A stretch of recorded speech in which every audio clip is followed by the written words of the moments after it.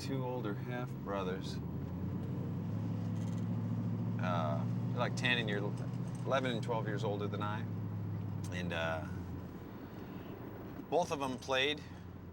Chris played some guitar, and my brother Dave played drums in a band called The Bitter End. And so there was a drum kit at the house. There was other musical instruments, and then I roomed with Dave. He was going to college. Chris had left home via the window from my dad. Actually, the screen door. But Dave stayed at home while he went to college, so he'd be away a lot, and I just raid his record collection.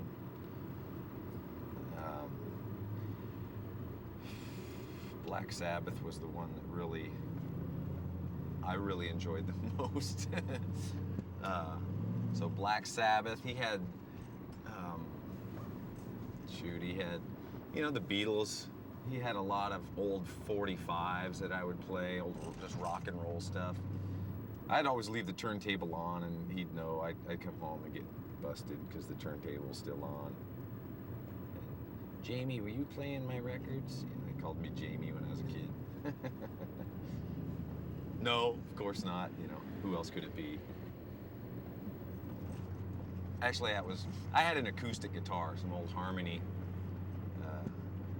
guitar that I'd fiddle with. It was strange back then. I didn't even know, you're actually supposed to put your fingers on the fretboard and make different notes. I was just hitting it, making, why don't I sound like these guys yet, But that swap meet guitar, and I had it was a Sears Silvertone. By the time I was really into music, my dad had already split. So Mom was definitely supportive, but also not so supportive in the, you've got to cut your hair to get a job. It's like, well, long hair is part of music, Mom.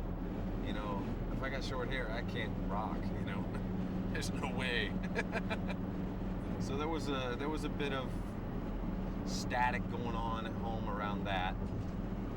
Dad had split and we needed money, and I didn't really want to get a job. I'd kind of show up and say I did, and I tried, but they wanted me to cut my hair, and I'm not doing that, and it was tough. It was difficult to want to be like the man of the house, or kind of forced to get a job, but also want to do what I was passionate about. My dad, he came to some of the shows, and he was proud,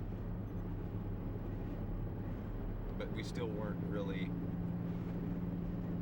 to level 5 at all, whatsoever. We weren't at level 5.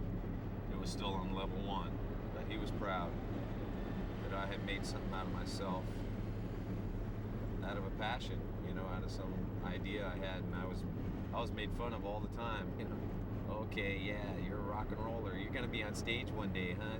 Total sarcasm from friends and family, and yeah, I am.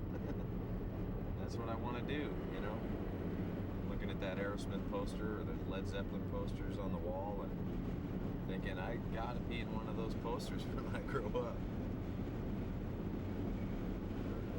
When I think I'm grown up.